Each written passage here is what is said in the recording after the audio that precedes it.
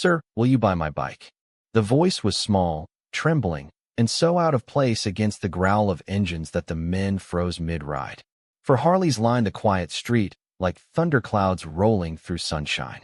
The neighbors peeked from behind curtains. Even the wind held its breath. Jackson Cole, wolf to his brothers, killed his engine first.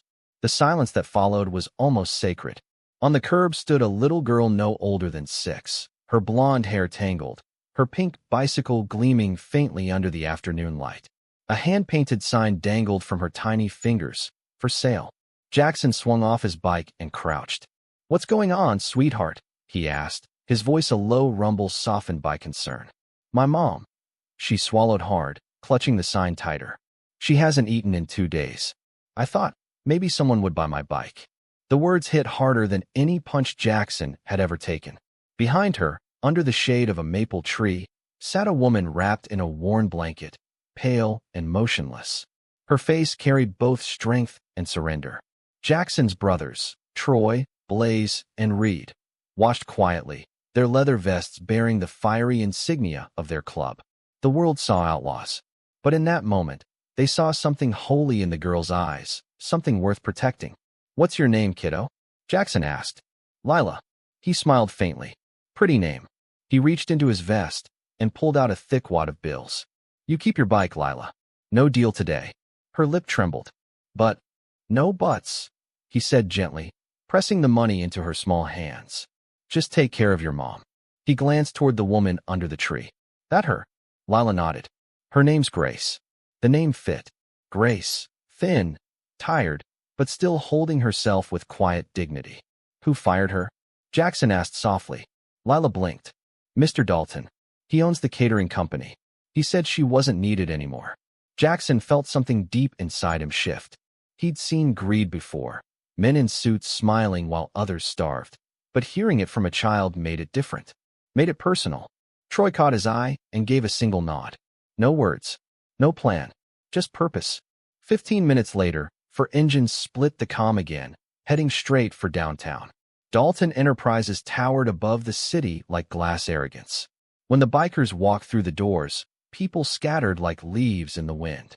Dalton himself looked up from behind a sleek desk, startled. His gold watch gleamed brighter than his conscience. "What is this? You can't just—" Jackson didn't let him finish. He placed a small cardboard sign on the CEO's desk, Lila's for sale sign. It looked fragile against the polished surface. "That," Jackson said quietly, "is what your greed cost." Dalton blinked, confused, defensive. Business is business." Jackson leaned forward, his shadow swallowing the desk. "Business doesn't starve children." The air thickened. Blaze's jaw flexed. Reed's eyes burned with quiet fury. No one raised a hand. They didn't need to. "You don't buy forgiveness," Jackson said. "But you can earn a second chance." He turned to leave, but paused at the door. "You'll know what to do." By sunset, Dalton did. Maybe it was guilt. Maybe fear. Or maybe, deep down, something human had been shaken awake. That night, anonymous donations began flooding local food banks.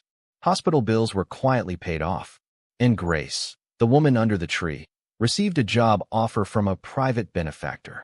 When the bikers rode back hours later, Lila ran toward them, barefoot on the grass, the pink bike beside her gleaming in the fading light. Grace stood now, weak but smiling, her eyes wet with gratitude. Jackson tipped his head. "You don't owe us a thing," he said. "Just promise you'll never stop fighting." They shared bread that evening. The woman, her daughter, and the 4 men the town had once feared. The sun dipped low, painting chrome and cardboard gold.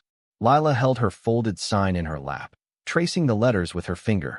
For a moment, the world felt repaired, if only slightly. If this story touched your heart, take a second to like, share, and subscribe to Kindness Acts. Because somewhere out there, another Lila is waiting for a miracle. And sometimes, all it takes is one act of courage to make kindness roar louder than thunder.